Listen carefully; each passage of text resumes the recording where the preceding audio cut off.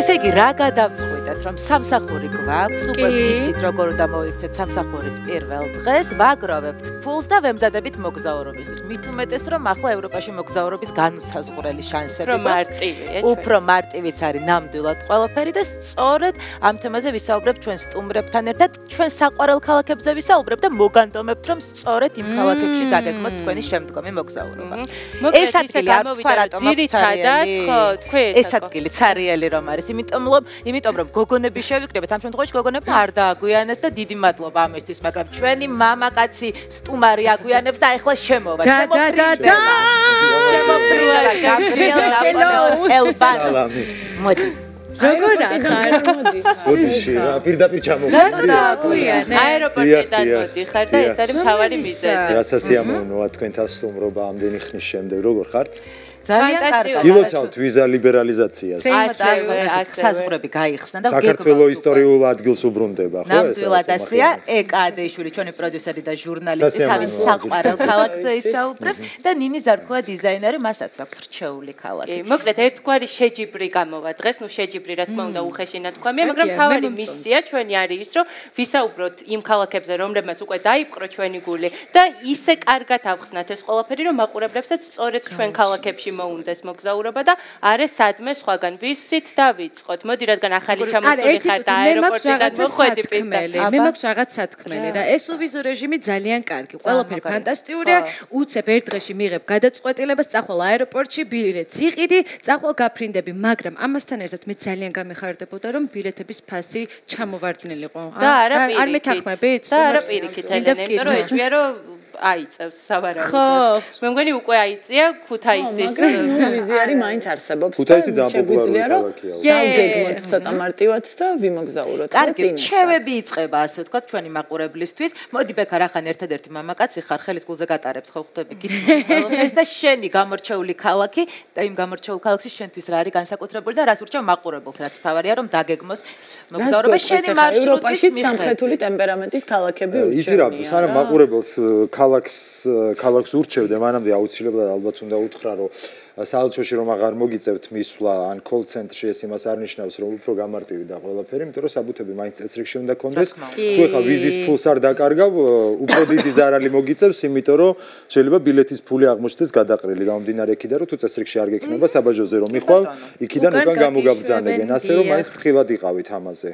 ნუ თუ წესრიგში არ გქონდა მანამდე საბუთები, ვიზის ფული შეიძლება და დაგვეკარგა და ბილეთის ფული. არა, როცა ვიზა გქონდა პასპორტში ჩართმული, უფრო ნაკლებად აკონტროლებენ. ნუ პრინციპში სასტუმროს ჯავშანი ხელზე ცოტა ფული დღეში 40 ევრო და 50 40-ით შეიძლება გახვიდე. პარიზში ვერ ვცხოვრობდი 40 ევროთ, მაგრამ შესაძლოა ბარსელონაში მეცხოვრე. ხო, ბარსელონა იაფია და აქვს ეს ფუფუნება ბარსელონას, აი ესე როგორც თავისებურად გამომიწვიათ. ხო, ბარსელონა პრინციპში მოყევი ეხა, მოყევი. თქვა? კი, მოყევი, იმიტომ რომ ჩემი გულიც მაკეთდება. რატომ წავიდეთ ბარსელონაში? ბარსელონაში გამომდინარე დავიწყოთ იქიდან, რომ ძალიან ახალგაზრდული ქალაქია, ნუ არ გულისხმობ ხა ბევრი ღირსშესანიშნაობაა, თუმცა არც იმდენი რამდენიც პარიზში, ეგეც შეგვიძლია ვთქვათ და არც იმდენი რამდენიც რომში. მე პარიზზე სალაპარაკოთ არ ვარ მოსული. ყველანი უყურებ, ხო? არა, პარიზი არა, საუბრობს და ხელიანია. სხვა ქალაქი უნდა ვურჩიო. არა, პარიზი ძალიან მაინტერესებს. აი, ეხლა შენ მარშრუტი დაიგებდა. დავიწევი. ჯერ არ ხარ ნამყოფინი, ხო? ხო, ნუ ბარსელონა პრინციპში ხელოვნების მოყვარულებისთვის ხარ როგორც გაუდი უნდა ნახო. ხო, ეს ტურისტული ის არის. მარშრუტი რომელიც აუცილებლად უნდა გაიარო. რა ისეთი თან ამბობენ ადგილები რომ რაც საგრადა ფამილიას დაამთავრებენ 2018 წელს, მაგრამ მე მაინც უფრო მარკეტინგული ხრიკი მქონია ტურისტების მოსაზიდად და არასდროს არ დაამთავრებენ და კიდე რა მგონია იცი რომ აი მშენებლობის ხმები რო ისმის, ვითომ სულ მიდის მუშაობა მგონია რომ ჩაწერილია. ეგეთი მარკეტინგული ხრიკი ჩვენ თუ გქონდეს არ გინდათ ისე ტურისტების მოსაზიდად? იცი რა, ერთი არასაც გირჩევს ტურისტული კომპანია და გეგმავს მარშრუტს, ხო, სად უნდა წავიდეთ, მაგრამ მეორეა, რაც აი ამ მარშრუტში არ განისაზღვრება. ანუ ის ადგილები, რომელიც ბექამ იქ ცხოვრების დროს აღმოაჩინა. აი ესეთი დეტალები. მაშინ ბექასთან ერთად. ხო, ანუ ერთ პრინციპში ქალაქს აქვს საუკეთესო შოუს სანახავად. ქალაქს აქვს ორი, ასე ვთქვათ, ორი სივრცე, ასე დავარქვათ. ერთი არის, როცა ვთქვათ, ერთი კვირით მაქსიმუმ ჩადიხარ ალბათ ტურისტულად და ჩქარ-ჩქარა უნდა მოასწრო ამ რაღაცა ღირსშესანიშნაობების ნახვა და მეორე არის როცა იქ იწყებ ცხოვრებას და ანუ ორი ფენაა პრინციპში ერთია რაც ტურისტებისთვის ესე ჩანს და ერთ კვირაში ცოტა რთულია აღიქვა და მეორეა როცა უკვე შიგნით ხარ და იწყებ იმ ქალაქის ვთქვათ რიტმით ცხოვრებას ну მე ვცხოვრობდი ელრაბალში იმიტომ რომ ანუ არ ვარ მე მაგალითად ბარსაში არ ვარ და ამიტომ ჯერ მაინტერესებს ერთი კვირის განმავლობაში ერთი კვირის განმავლობაში რა უნდა ნახო საგრადა ფამილია ახსენე ჩანს კიდევაც ეკრანზე კაზამილო პარგუელი ხო რა თქმა უნდა ეს გაუდის მთელი ღირსშესანიშნაობები ამაზე კარიერ ვალენსიასი და გრასიას უბანში სადაც ესე მთელ ანუ აქეთ ძალიან სასაცილოა სხვა შორის ამაზე მეცინება სულ იმიტომ რომ ძირითადად მაინც ქართველი ტურისტები ხშირად მინახავს ესე რომ ეგრევე მიაწყდებიან ხოლმე ეგრევე პირველივე მეორე დღეს შოპინგებს და ეს ქუჩა არის ძალიან სასაცილო ეს კარიერ ვალენსია იმიტომ რომ გრასიაზე როგორც კი ჩამოდიხარ პასეჟ დი გრასია ესე ქვია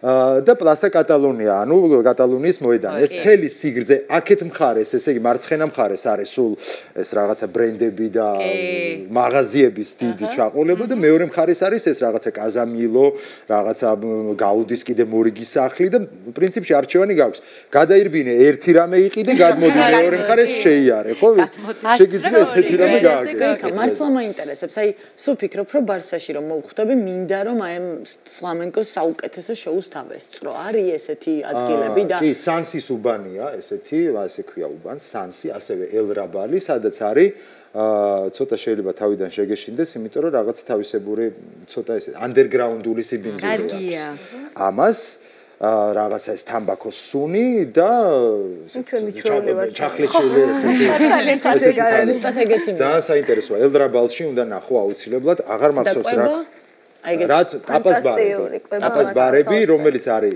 იაფი რომელსაც ლუდით შეგიძლია მიაყოლო არის მაგალითად ერთევროიანი ლუდები თქონდეს ფასი არ განსაზღვრავს მის ხარისხს რა თქმა უნდა და არც იმას რომ თქვა 5 ევროთ თუ შეგიძლია ტაპას ბარში უფრო იაფად ჭამო ანუ სხვა თქვა დიდ რესტორანთან შედარებით ეს არ ნიშნავს რომ თქვა არ არის გემრიელი ტორტილია დე პატატას ანუ კვერცხით და კარტოფილი რომელიც ესე ცხობა ტორტილია დე პატატას ესე ქვია რომელიც აუცილებლად უნდა ჭამო ასევე შენ მიერ მოწოდებულ მისამართზე დავესწროთ ფლამენკოს შოუს და გამოვიდეთ მე ტაპას ბარში და ვჭამოთ რამე ცხარე სუნელებით გაკეთებული კედლები. იაფად მე შემიძლია მართლა დარწმუნებით გითხრათ რომ ევროპაში ერთ-ერთი ყველაზე იაფი ქალაქი არის და ამაში შენ უფრო დამერწმუნები მე ერთხელ ვიყავი და ეს ჩემთვისაც გამოვცადე მაგრამ ეხლა შენ მან ცხოვრობ შენ მან ხო ჩემთვის საცხოვრებლადაც იაფი ანუ ბინის ქირა და ჩათვალეთ რომ მთელი ევროპა ქირაობს და რაღაცა არის ეს ამასაც თავისი ხიბლი აქვს რომ რაღაცა 4-5 მაგალითად მე მსახიობებთან ერთად ცხოვრობ, ანუ რაღაცა 5 კაცი ვიყოფთ ერთ სახლში. ხო, რაც გაცილებით დიდი სახლი, საერთო სამზარეულო რაღაცა, ცოტა ესეთი რაღაც არტისტული ოჯახებით არის, მაგრამ ბევრი ქირაობს ესე. ანუ ქირა იაფია, ჭამა იაფია, ტრანსპორტირება ძალიან მარტივად შეგიძლია რომ ველოსიპედი ყავდეს და ფაქტობრივად ფული არ დახარჯო ტრანსპორტში. საზოგადოებრივი ტრანსპორტი ძვირი. საზოგადოებრივი ტრანსპორტი არ ღირს ძვირი, მაგრამ მე მაინც ველოსიპედი მყავს და ამიტომ ამით დავდივარ ხოლმე. თუმცა არის მეტროც რა თქმა უნდა, რომელიც დაახლოებით 2 ევრომდე ღირს თუ არ ვცდები, სადღაც აი ესე. ერთადერთს რასაც დავამატებდი ბარსელონას და მე ჩემს მაყურებელს ვურჩევდი რა თქმა უნდა ბეკა შენთან ერთად რომ წავიდნენ ბარსელონაში, იმიტომ რომ მე ყველაზე კარგი შთაბეჭდილება ევროპის ქალაქებიდან დამრჩა ბარსელონა და იმიტომ რომ მახსოვს რომ ჩავედი ჩქეფარე სიცოცხლით სავსე ხალხი სუ ახალგაზრდები სუ ფუსფუსი სუ მოძრობა სულ მზე იყო ამიტომ შენ რატომ ბოლო წლების განმავლობაში ბევრი ქართველი დადის ბარსელონაში მას შემდეგ რაც გახდა ელექტრონული მუსიკის ფესტივალები აქ ეს არის ესე იგი სონარი და არის ასევე პრიმავერა მოდი ჩამოვართვით ხელი შენ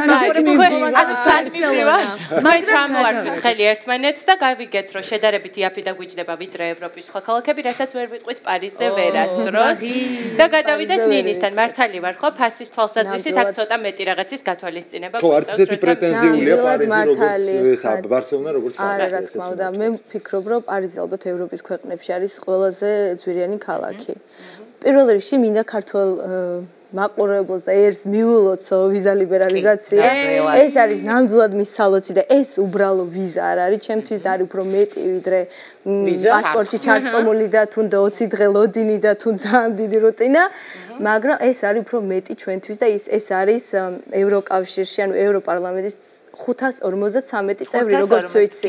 აი ეს არის ჩემთვის უფრო მნიშვნელოვანი, ვიდრე არის იქ დგომა.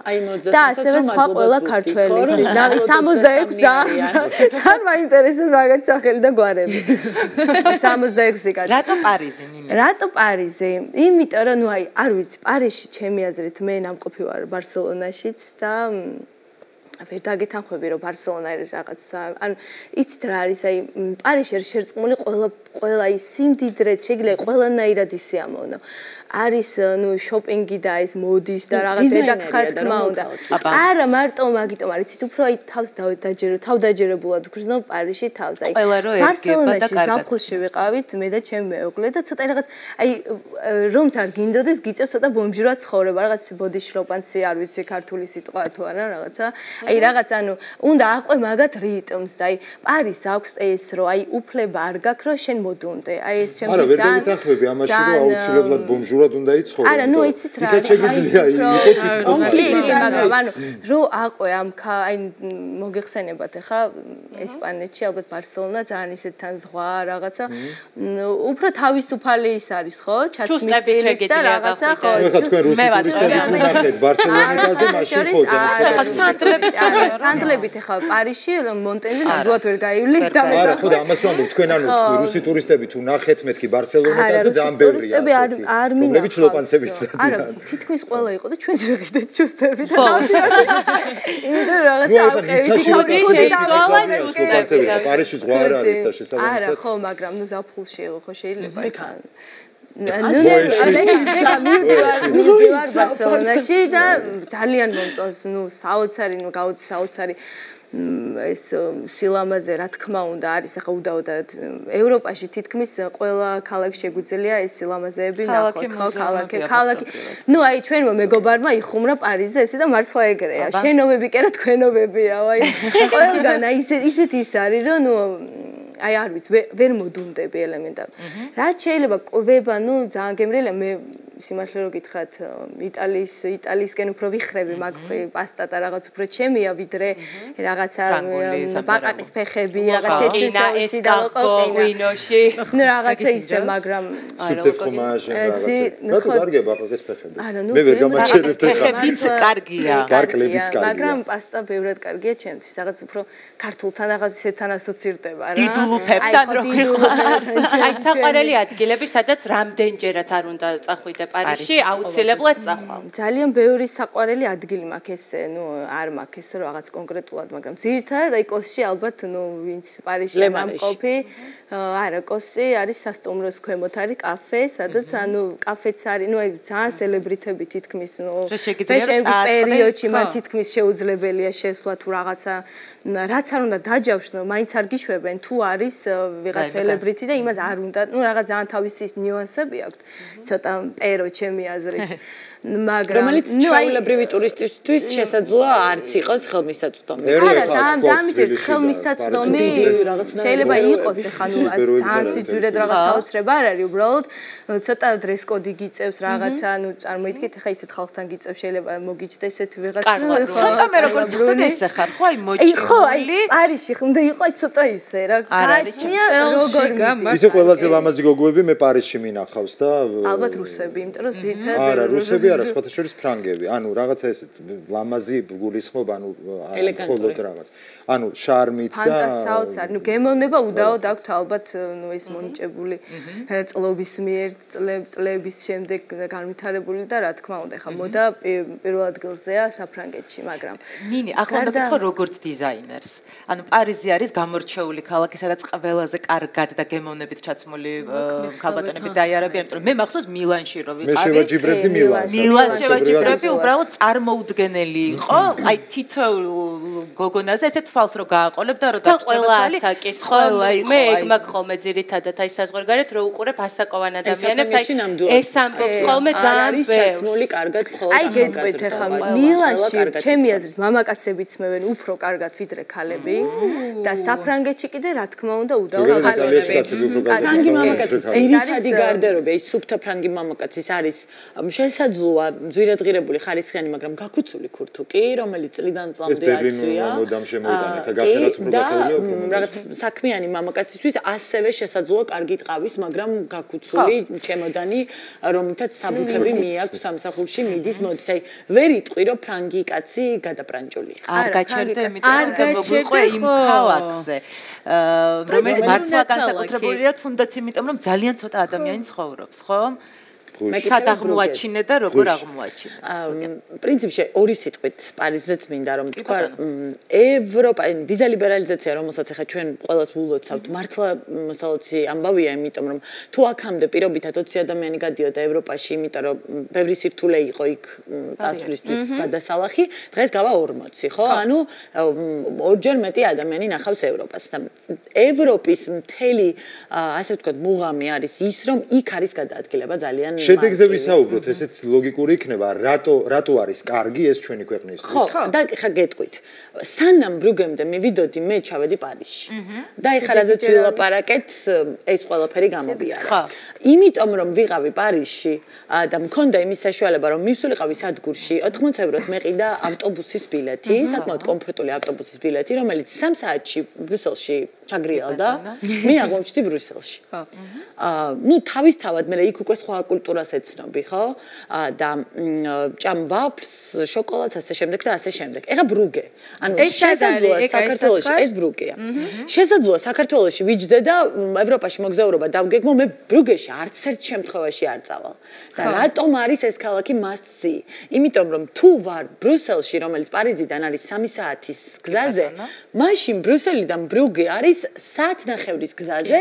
კომფორტული მატარებლით, სადაც შეიძლება გაიარო და უამრავი ისეთი მოწესრიგებული და ისეთი გამწვანებული სოფელი ნახო, მარტო მატარებლის ფანჯრიდან, რომ ეგ იყოს მთელი სიამოვნო. გზაც კი სიამოვნო. და როგორც წესი, ბრუგი არის, ასე ვთქვათ, თანდევი ბრუსელის მოგზაურობის. ცდილობთ გეთანხმები ეკა. ნამდვილად მასია, ხა ჩახვიდე. მე ბრუსელში ცხოვრობდი. ჩახვიდე და არა ხვიდე, ბრუგეში არის ძალიან დიდი სისულელე. ბოლოს და ბოლოს ევროპის ცენტრი არის. ხო, ოღონდ რა არის, იცი? აი, შენთვის დიახ. ჩემთვის ბრუგი არის მართლა სხვა ესთეტიკა. ანუ გავიგეთ რომ პარიზი ძალიან ლამაზია და შენობები კი არა თქვენობები, ახლა თავისი კულტურა. მაგრამ ბრუგეში ვერ იცხოვრო. ეს არის აბსოლუტურად სხვა რამე, ხო? ეს არის უბრალოდ ალბათ 3 დღით მაქსიმუმ. ერთი ცეცხლ ამის თქმა მინდა რომ ჩემთვის მასცი არის, იმიტომ რომ ადიხარ ბრიუსელიდან საათნახევარში. ეს არის ჩრდილო-დასავლეთ ფლანდრია. აქ არის უფრო ჰოლანდიური კულტურა ვიდრე ფრანგული. ენა არის გაერთიანებული და მატარებელში რომ წაგიკითხა წარწერა თან წაიკითხავდი თან იმიტომ რომ გერმანულის, ინგლისურის, ჰოლანდიურის რაღაცა ჰიბრიდია, მაგრამ აი რო შედიხარ ზუსტად ხვდები რომ იუნესკოს კულტურული მემკვიდრეობის ძეგლს ათვალიერებს. მაგრამ იმედია ხა რატო გონიათ რომ ვერ იცხოვრებ აქ? არა, ვერ იცხოვრებ, იმიტომ რომ გაგიჟდები ალბათ. ერთი რომ შედარებით უფრო ცივა ვიდრე ევროპის სხვა ქალაქებში. მეორე ისეთი წყობრი და მოწესრიგებული ესთეტიკაა, რომ მე მგონი აქ უნდა ჩაისეირნო და აქ არ უნდა იცხოვრო, იმიტომ რომ შენთვის იქნება მოსაწყენი.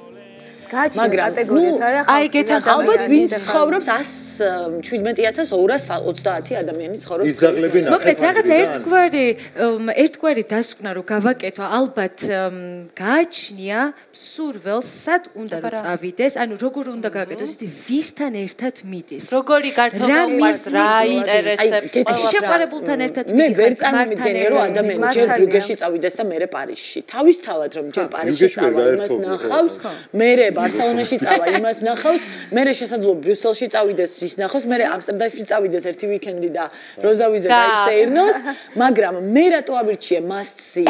თუ იქ მოვხვდი ევროპის შუაგულში, თუ მოვხვდი 200 евро, 150 евро არ უნდა დავინანო იმისთვის, რომ მოვხვდე კულტურული მემკვიდრეობის ძეგლის შუაგულში, სადაც რაღაცა ჩრდილოეთის ვენეციას ეძახიან არხიმიდის პორტია, უმაგრესი შოკოლადია. სხვათა შორის ესი ამბობდნენ, რომ ვენეციაში ვერ იცხოვრებ, მაგრამ მე რო ვიყავი, მივხვდი რომ ეს ის ადგილია სადაც მე შემიძლია ვიცხოვრო. კარგი მე რო არ შეგაწუხებს ის მყაყე სუნი სალომე ადგები და გამოიქცევი. ახლა ფოტოში იცხოვრე. ვერ შევადარებდი ახლა ეს ბარეთაკში შენ საყვარელ მაყურებელს ერთი სიტყვით. მე ისეთ ქალაქზე ვიტყვი, სადაც ვერც ქუჩის მოდას ვერ შეაფასებ, იმიტომ რომ ძალიან ბევრი უნდა დააკვირდა, რომ საერთოდ მაცხოვრებელი იპოვა, ნუ თუ მოსახლეობაზე ვამბობ. 300 კაცი ცხოვრობს მე-8 საუკუნის ქალაქში. ეს არის მდინა, მალტას ძველი დედაქალაქი. ხოლო სამწუხაროდ იმდენი არ მიმოგზაურია, რამდენიც მინდა შესაბამისად ნაკლები ქალაქი მაქვს შესაფასებელი, მაგრამ ესეთი ციგნში ჩახტი თავით მქონდა მარტო იქ, იმიტომ რომ ნუ ჩვეულებრივი დროში მოგზაურობა, წარმოიდგინეთ, დადიხარ ჩურჩულით, იმიტომ რომ ყველგან გამოკრულია, რომ ის 300 კაცი ვინც ცხოვრობს არ უნდა შეაწუხო, ხედავ შენნაირ მოჩურჩულე ადამიანებს, გესმის აი ქვაფენილზე შენი ფეხის ხმა და მართლა ექსპონატები არიან ხალხიც, ვინც ცხოვრობს, იმიტომ რომ მარტო დიდგვაროვანი ოჯახები ცხოვრობენ, მანქანით ვერავინ ვერ შედის, იმიტომ რომ ფიზიკურად ვერ გაივლი და ნუ გონია რომ სადღაც სხვა განზომილებაში. კიდე რომ მეთქვა, აი თვითონ ეს ხალხის მისტიკა იგრძნობა აშკარად. დარაბები აქვს სხვადასხვა ფერის შეღებილი, პატარა მრგვალი, სხვადასხვა ზომის არ არის სტანდარტი რა, ეგრეთ წოდებული მეტალოპლასტმასი არ არის. მუქი ლურჯი, წითელი, ყველას აქვს მაქმანის ფარდა გამოკრული, იცი რომ იქვე სადღაც შოკოლადი დუღდება. მე ვიცი რა, ბრიგეში მივდივარ 7 წლამდე. შეიძლება თქვა, თავდება ხო მე მგონი და ბოდიშს ვიხდი. მე ანუ ჩემთვის ახლა მე როგორც ჩვეულებრივი მოქალაქისთვის ესე ვიტყვი. მე მგონი ძალიან მნიშვნელოვანია რატო უკეთებთ ამას პოპულარიზაციას, ხო? რატო ვლაპარაკობთ დღეს? გავიგეთ რომ კარგი ამბავია ვიზა ლიბერალიზაცია, მაგრამ რატო არის მნიშვნელოვანი რომ რაც შეიძლება მეტი წავიდეს ევროპაში და რაც შეიძლება მეტმა ნახოს. აი ამის განვითარებისთვის ნახოთ როგორ ცხოვრობენ და ნუ მოიპარავთ. ჩამოსასვლელად ვიზა არავის სჭირდება, მაგრამ ცხეთაც იუნესკოს კულტურული მემკვიდრეობის სიაშია შესული. და აი ადგენენ ევროპელები ჩამოვიდნენ და ცხეთაც ნახოთ. სხვათა შორის ნახულობენ შენგენ ვიზა, შენგენ აცვანე. აი, მადლობა სტუმრობისთვის. კიდევ ერთხელ შევისვენებთ და დავბრუნდებით რეკლამის შეგვიდგა.